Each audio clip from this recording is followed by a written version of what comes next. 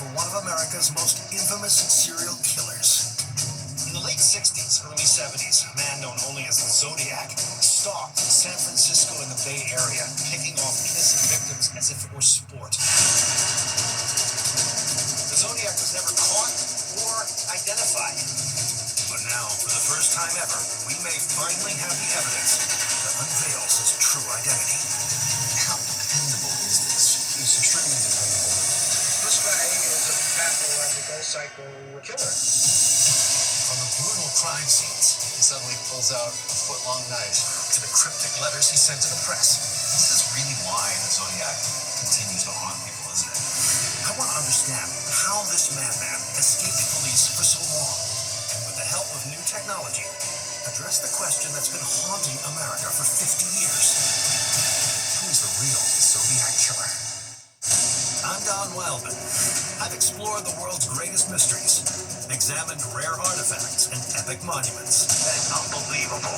Now, I'm digging deeper into some of the most perplexing and famous cases in history. My goal? To get closer to the truth. Let's burn this place down. Burn it down. On this special episode of Mysteries at the Museum, Zodiac Killer.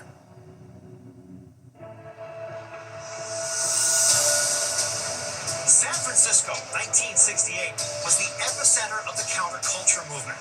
Hippies, psychedelic music, and protests against the war in Vietnam.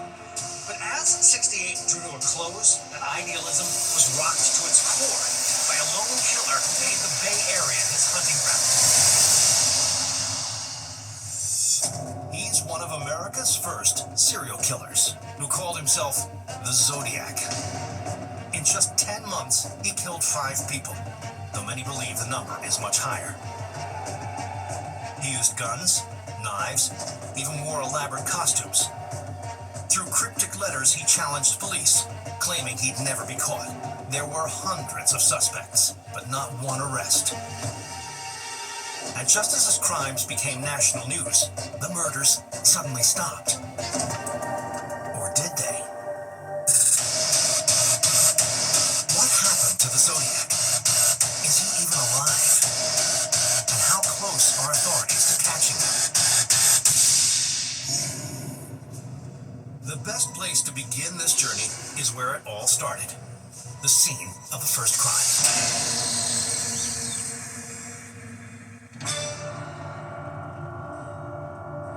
On the night of December 20th, 1968, just a few days before Christmas, Betty Lou Jensen and David Faraday, 2 high school students, drove to a turnout on the Lake Herman Road in Benicia, a quiet community in the Bay Area.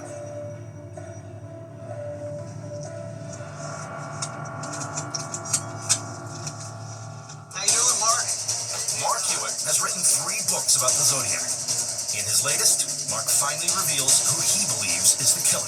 For Mark, the Zodiac is an obsession, and he knows almost every detail about the case. They were just 2 kids sitting in a car. 2 normal teenagers. It was Betty Lou's first date ever. They'd been going together for about 2 weeks. At approximately 11:15 p.m., a woman and 2 passengers drove past the Lake Herman Road turnout when they noticed something suspicious. They saw a station wagon with the passenger door open, with a young man fallen out on the ground in front of it. David was collapsed with a bullet to the head. Okay. And Betty Lou apparently ran from the scene and had 5 bullets in her back.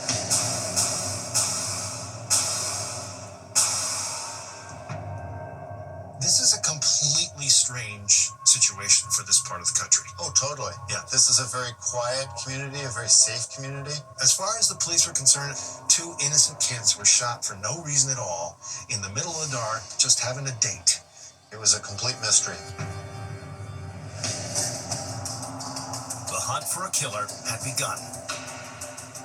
The only clues detectives had to go on were 10 shell casings from a .22 caliber handgun. Check it out. Graffiti with the Zodiac sign right there. I mean, very creepy. But ultimately, this is, this scene is very sad. A random act of senseless violence. They don't know it, this community doesn't know it, but they are part of something very big.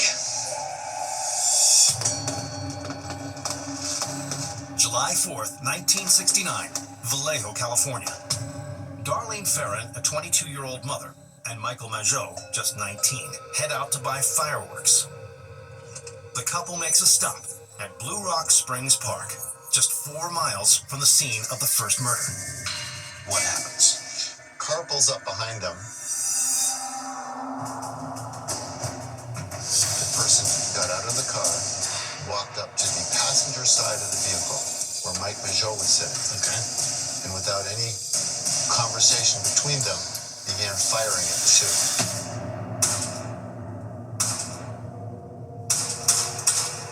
He shot Mike Majot twice, and then Darlene Ferrin several times, at least 3 times. Okay. Mike Majot yelled out at that time, either in pain or calling out for help. The assailant heard the cry and returned to the window and shot each of them twice more. Wow. Darlene died at the hospital, but Mike Majot miraculously survived. So tell me what Majot said about the guy. What did he describe him as? Unfortunately, Michael Majot only saw from the profile. He was stocky, a blue shirt on. Yeah. Had a large face. About what age could he tell? He guessed late 20s. Though the crimes were similar in nature, police discovered that the weapon used in this murder wasn't a .22, like the one used at Lake Herman Road, but instead a 9mm. Could these 2 murders be linked? Detectives were about to find out. Approximately 40 minutes later, a man called into the Vallejo Police Department and took credit for the murder. But that's not all. He also took credit for the murder of David Faraday and Betty Lou Jensen 6 months prior. According to the police dispatcher's account, the call went as follows. I want to report a murder. If you go 1 mile east on Columbus Parkway, you will find kids in a brown car. They were shot with a 9mm Luger. I also killed those kids last year. Goodbye. The Vallejo community went into a state of panic. We have no motive in this town. This was no longer an isolated act of violence, but the handiwork of a new type of killer. A serial killer. And things would get a lot stranger a month later when a letter arrived. 3 local newspapers all received a similar letter. The sender? The man claiming responsibility for the murders. He signed off with a crosshair symbol and would call himself the Zodiac. Details that only the murderer would know were included in the letters, along with a cipher, or coded message, made up of different letters and symbols. The killer then made a chilling threat. The newspapers were to publish the letters and the code, or he warned he'd go on a killing rampage. He also wrote, "If you can figure out the cipher, you will learn my identity." The papers complied, and one of the creepiest cat-and-mouse games to catch the killer was officially underway. I like killing people. This is the real Zodiac. This is the level of cunning we're dealing with. So what did the ciphers mean? And can we crack the complex code that could lead to the killer's identity? Who is the Zodiac Killer? This question has stumped investigators for nearly 50 years. But will we ever learn the answer? After a second attack in July 1969, the Zodiac sent a series of letters to several newspapers in the Bay Area. Within the letters were details about the crimes, as well as a cipher, a coded message made up of letters and symbols. The killer demanded that each newspaper publish the letter and the cipher, or he'd go on a killing spree. The Zodiac also wrote, that his identity was hidden within the cipher. David Oranchuk is a renowned cryptographer and has studied the Zodiac ciphers for over 10 years. So, how many ciphers did the Zodiac produce? Zodiac sent out 4 different ciphers. Okay. Where do ciphers come from, and what's the idea of these things? Well, the idea is you have a message and you want to hide it from somebody who might get a hold of the message. Okay. So when they pick up the message, they can't tell what it says. So this is how messaging in military and espionage has been done forever.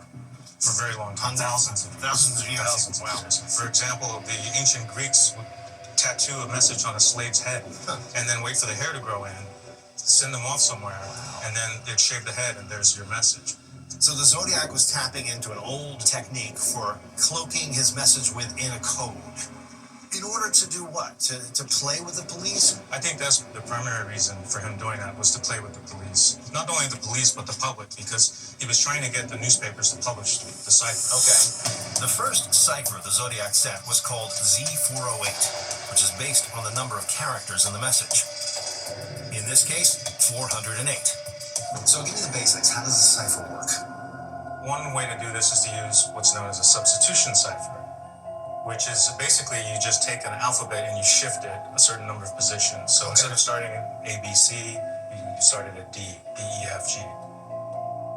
To figure out any cipher, the reader must first determine the key, which is the set of rules required to translate the message.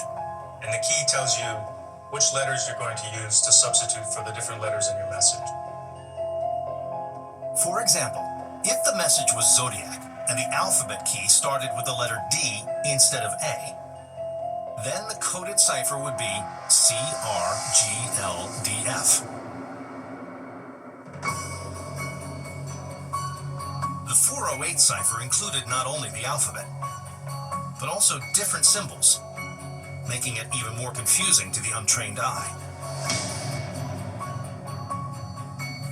But it took only 2 days for schoolteacher Donald Hardin and his wife Betty Jean to solve it. The message the Hardins came up with, which was verified by the FBI and the CIA, says, "I like killing people because it is so much fun.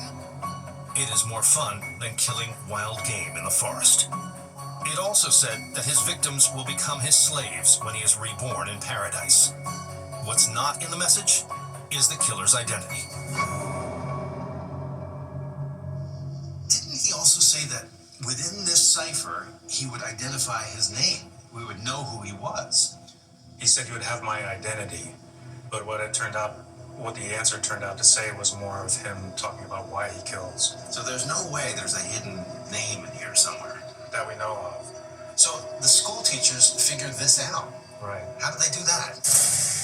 They used some of the clues that they found in the ciphertext. For example, in the English language, the most common letter that you'll find in any given sample is the letter E. The letter E happens more than any other letter. Sure. So, if there's a letter in the ciphertext that's happening more than all the other letters, Probably an E. it's probably an E. And they also found some patterns in the ciphertext. Here's one of the patterns that the Hardins found. This square and the B. Yeah. That happens 6 times in the ciphertext. So here's a square and a B.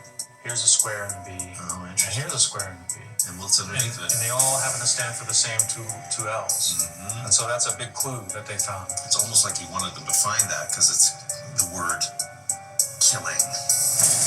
Kill. This is the first cipher. This is called the 408. That's right. Okay, so what about the 340? That's the one that they haven't figured out. The Zodiac's second cipher consists of 340 characters and has baffled cryptographers since it was first published in 1969. If David and I have any chance of decoding this message, we'll need to figure out the key, which no one has ever been able to do. Why is this so hard to figure out? Well, one thing he did was he added even more symbols. So the 408 has 54 different symbols in it. Yeah. In the key. This one has 63. All right. So he added even more symbols. Dozens of people have come forward with solutions, but to this day, the message has not been deciphered. Do you have any of your own ideas here? here? I mean, you've been looking at this for a long time. What are you seeing in this? I think maybe Zodiac added some other steps. Maybe he wrote it in different directions. Maybe there's no message at all and he's just messing with people. This is really why the Zodiac continues to haunt people, isn't it? Yeah. Because this is how smart this guy really is, and this is him really demonstrating that he's toying with us. While work on the ciphers continues, the physical investigation yields new evidence. Evidence found at the scene? Fingerprints. I found a fingerprint. Yeah, bloody fingerprints. And author Mark Hewitt reveals who he believes is America's most notorious serial killer. Do you know who the Zodiac is? My research points to one individual. In the summer of 1969, a man calling himself the Zodiac took credit for shooting two couples outside San Francisco while they sat parked in lovers' lanes. To prove it, the killer sent letters to the press with details about the crimes. Police had no viable suspects. With the killer still at large, the Bay Area went on high alert. Young couples were warned not to go out at night, since that's when the Zodiac was targeting his victims. But that pattern was about to change. I'm in Napa, California, about 45 miles from the scene of the first shootings, on my way to a place called Lake Berryessa. Back on September 27th, 1969, a pair of college students named Brian Hartnell and Cecilia Shepard would head to this place to enjoy an idyllic afternoon picnic. They had no idea they would find themselves in the crosshairs of the most feared person in Northern California.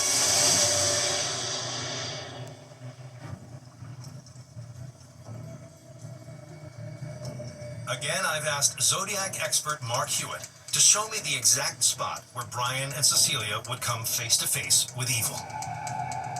News of the Zodiac hadn't really spread up to this area. This is a long way from San Francisco.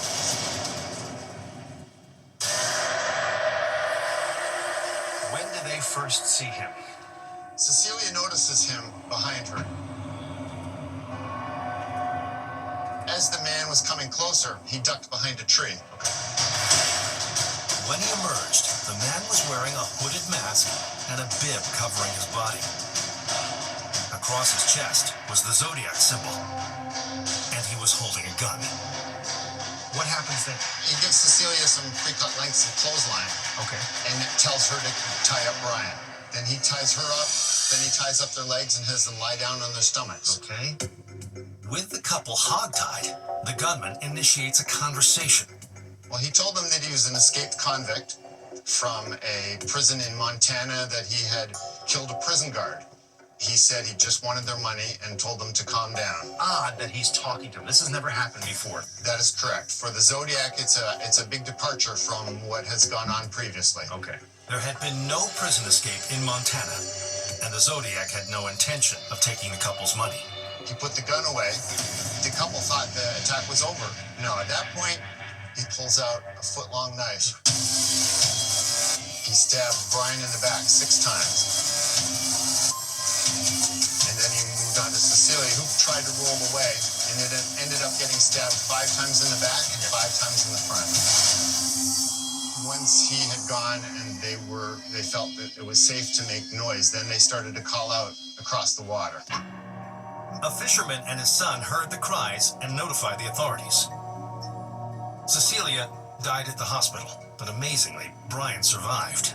I did think I was going to die. But the real concern that I have is that he doesn't do this again.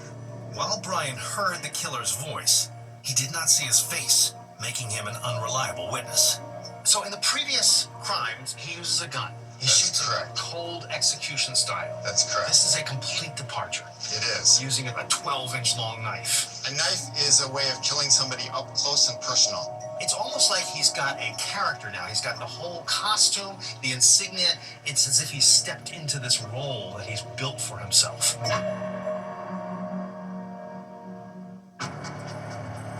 When police arrived, they noticed a handwritten note on Brian's car. It included the dates of the Vallejo attacks, the date of this attack, and at the top, the Zodiac symbol. This is one of the worst things I ever witnessed, for no reason at all. This is as important to him as the killing, as far as I can see. Communication is as important as the killing. That's what's disturbing about this guy, is that he's advertising everything, that he's describing it, that he's taking credit for it, and that he's taunting everybody. One of the only pieces of evidence found at the scene was a size 10.5 shoe print from an Army-style boot that investigators believe belonged to the killer. Combined with his use of firearms and his understanding of ciphers, police conclude the Zodiac probably had a military background.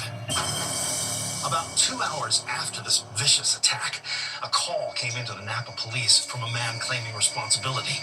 The call was traced to a phone booth about 4 blocks from the Napa police station.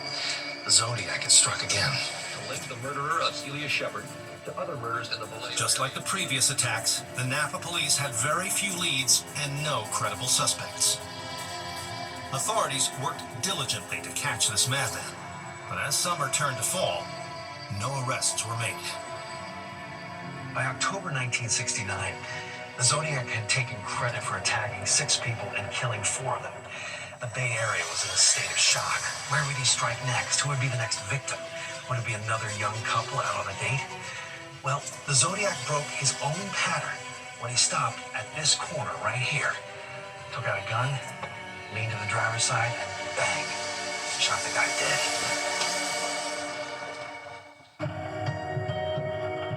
The victim was 29-year-old Paul Stein.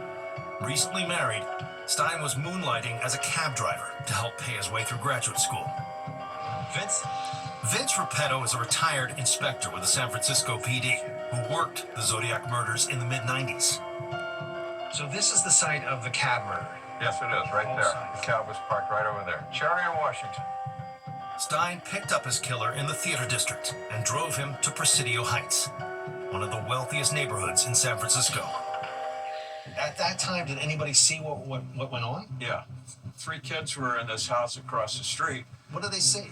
Well, they see what they think is the cab driver being stabbed, but it's actually Paul Stein having his shirt cut off. Weird. So they saw his face and everything, Yeah. and they were able to give a physical description? They gave a description. He's a white male, and he was wearing heavy glasses. And then they later worked with a police sketch artist to come up with a composite drawing. Police finally had witnesses who got a clear look at the killer's face. They immediately released the sketch, but none of their suspects matched the rendering. Evidence found at the scene? Fingerprints. They found a evidence. fingerprint. Yeah. Bloody fingerprints. And that doesn't give them the evidence they need to find him? Hasn't yet. Okay. At the time, police believed this was just a random homicide, until 3 days later, when the San Francisco Chronicle received another letter.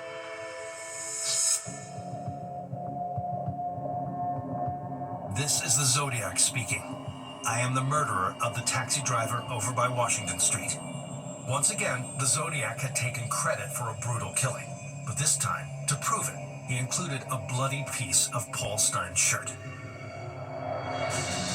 So they knew that the person now describing, saying, this is the Zodiac speaking, was the murderer of Paul Stein. That's a pretty incredible moment, isn't it? Now it became really big news. Everything exploded after that.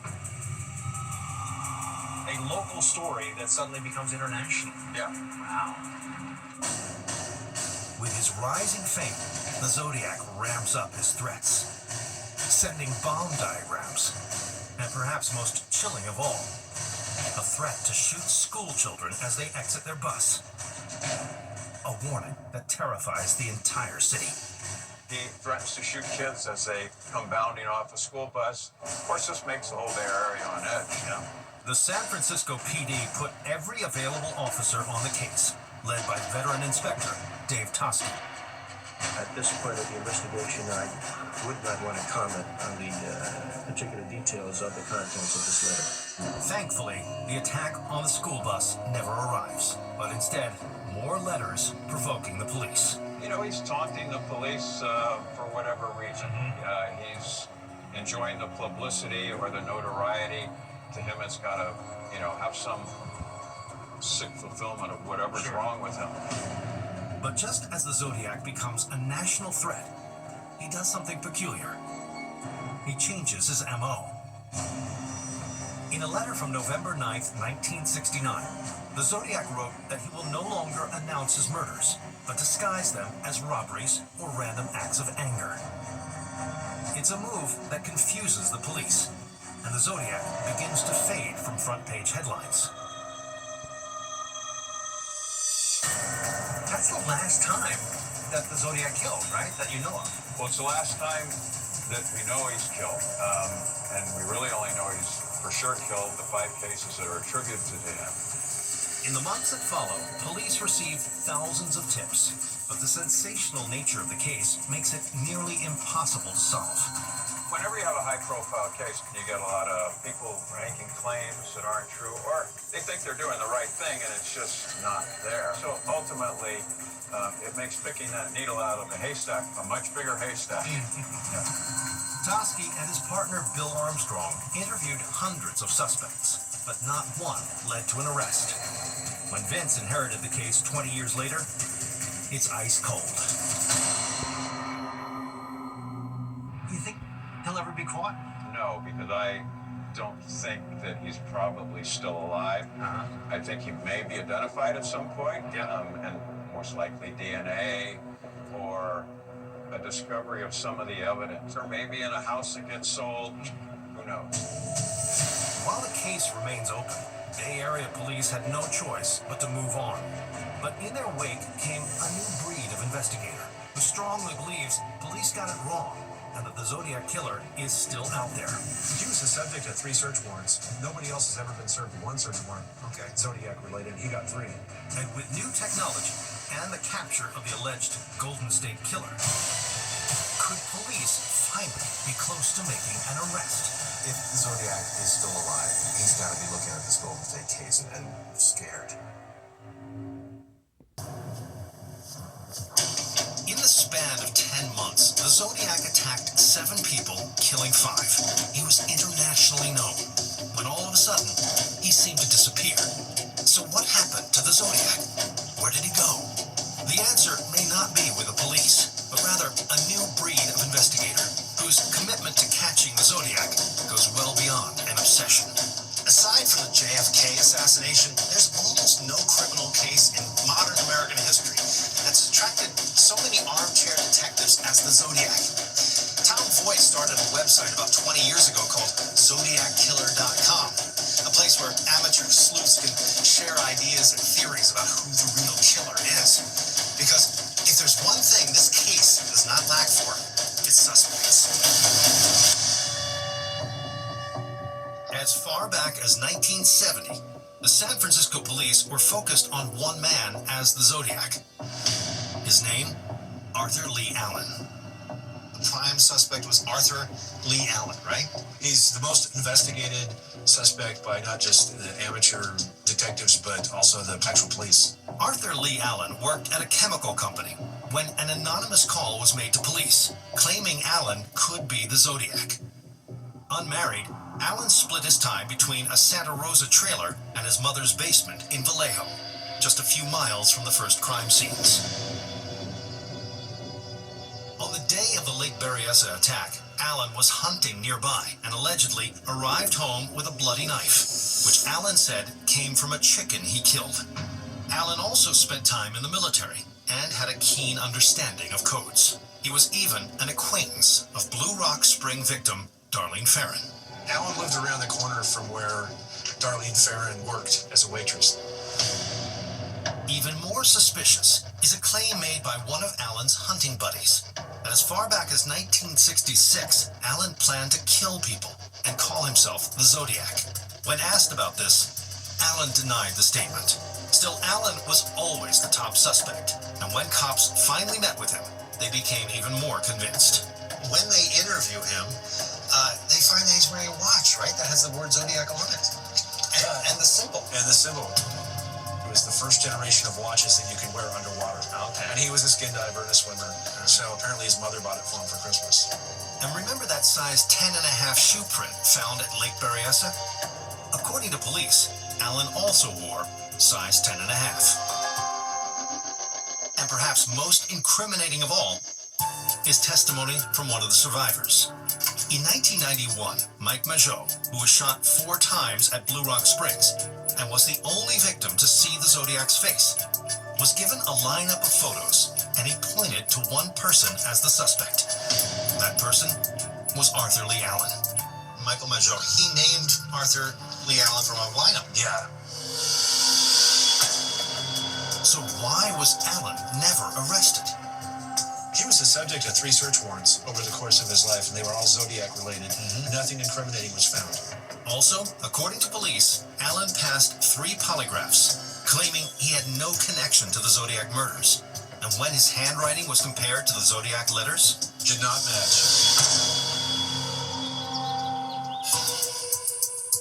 And what about fingerprints?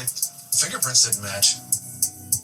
Allen may have been cleared as the Zodiac, but in a separate case, he's charged with pedophilia and sentenced to 3 years in prison. What's even more bizarre is the last confirmed Zodiac letter arrived in January 1974, 6 months before Allen was arrested.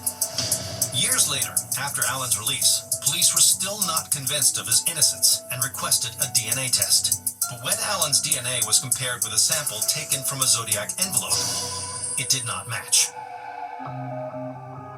Allen died from natural causes in 1992. But ultimately, Arthur Lee Allen is not arrested for being the Zodiac. He was never arrested. He was never charged.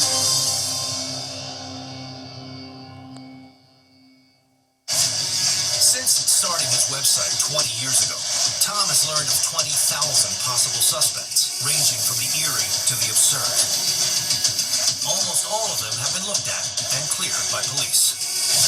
But there is one suspect, dismissed years ago, who, according to Mark Hewitt, must be re-examined. Do you know who the Zodiac is? My research points to one individual responsible for the work of the Zodiac killer. And if Mark's theory is right, does evidence exist that can prove without a doubt the identity of the Zodiac killer? How dependable is this? It's extremely dependable.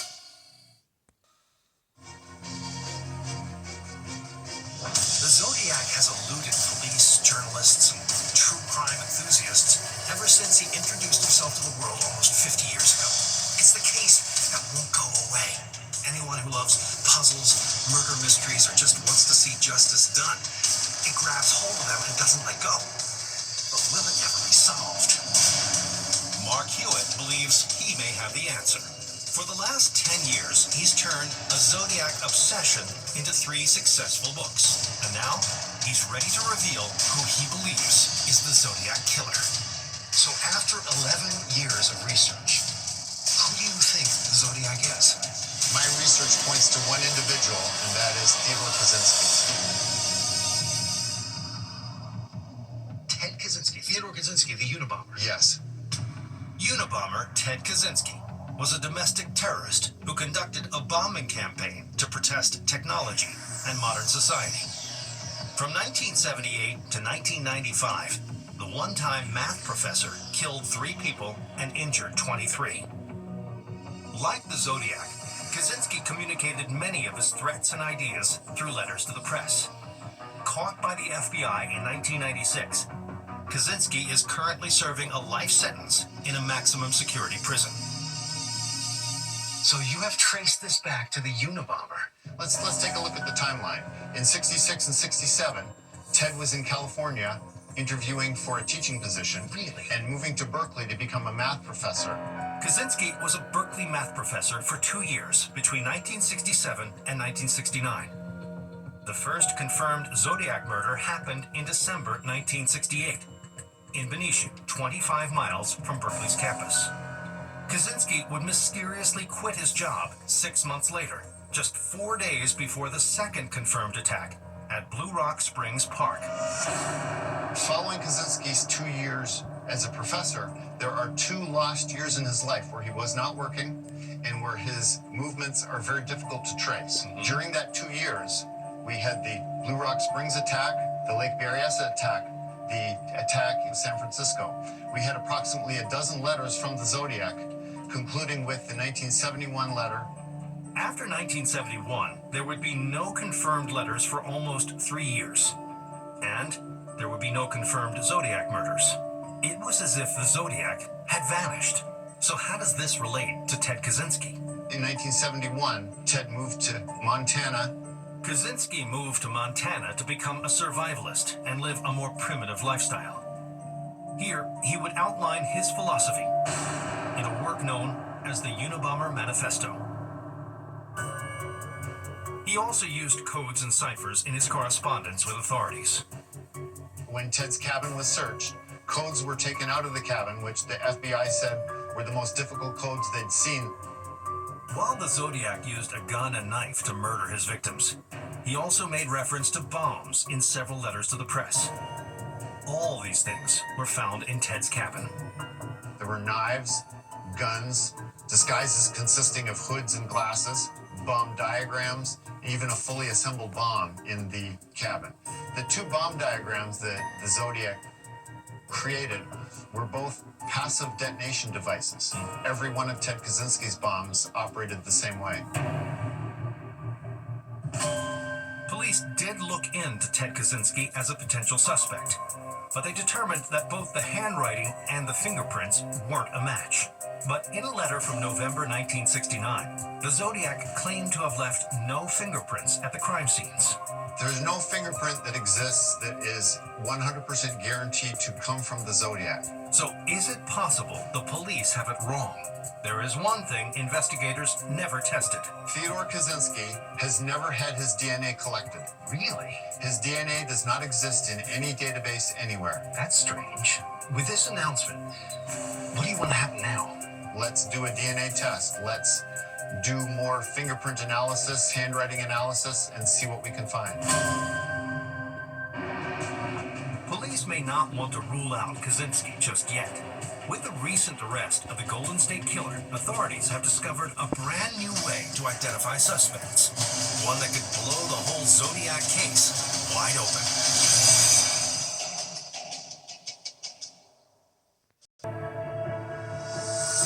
With the arrival of DNA analysis in the 1990s, it looked like police had a realistic chance of identifying the Zodiac using materials found on the letters.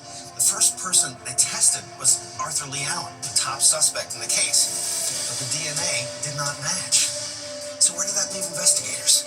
Well, with the recent arrest of the alleged Golden State Killer, police may have a brand new way of snagging the Zodiac. In May of 2018, Joseph James D'Angelo was identified as the Golden State Killer, one of the most violent predators in American history.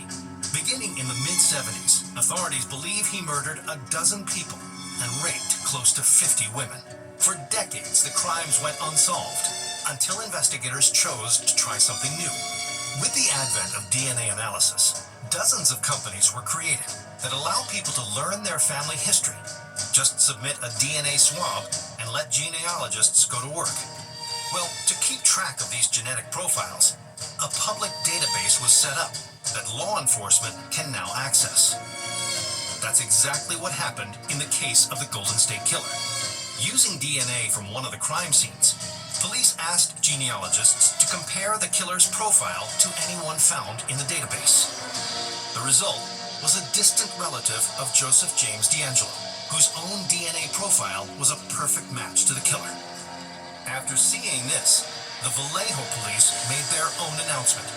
They would try the same procedure to identify the Zodiac. But the Golden State case has a major advantage. Actual DNA recovered from the crime scenes. So is there any chance to find the same success in the Zodiac case? No, sir. Gary Harmer is a DNA analyst with Serological and has done consulting work on the Zodiac case. He's offered to show me how this could be done. First, police need a fresh DNA sample to share with genealogists, since the profile used to clear Arthur Lee Allen is no longer viable. The best place to find this new sample? Behind stamps from the dozens of Zodiac letters. Gary will demonstrate how this works using an old family letter.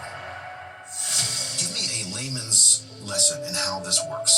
Okay, I'm going to pull back as much of the stamp as I can. Once I peel that back, I take a wetted swab and rub it over the surface to remove the glue from the envelope as well as the stamp. So presumably on that swab are the cells of the person that licked that stamp. Yes. How dependable is this? It's extremely dependable. The only thing that would hold up getting a type from a piece of evidence is not having enough good quality, reasonably good quality DNA to do the testing.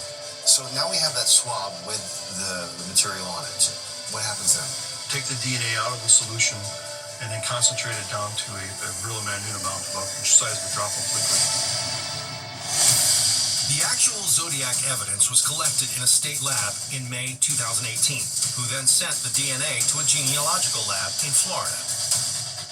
Analysts then looked for similarities between the Zodiac profile and family members who've already submitted DNA to a public database. If they find a match, genealogists will create a family tree that could eventually lead them to the Zodiac killer. Then those genealogists start narrowing it down. Who could be that guy based on locations and so forth? Yes, who had access to the crime scenes at the time, their age would come into importance. Of course, this experiment only works if a Zodiac family member has submitted their DNA to a genealogical database. Boy, if the Zodiac is still alive, an old man, nonetheless, he's got to be looking at this Golden State case and scared. I mean, this is a whole new world that he's now looking for. Absolutely. It took only 4 months from the time police entered the Golden State Killer's profile into the database to the arrest of Joseph D'Angelo. Experts have begun to create a DNA profile of the Zodiac for comparison. If they get a match, the world could finally learn the true identity of the infamous killer.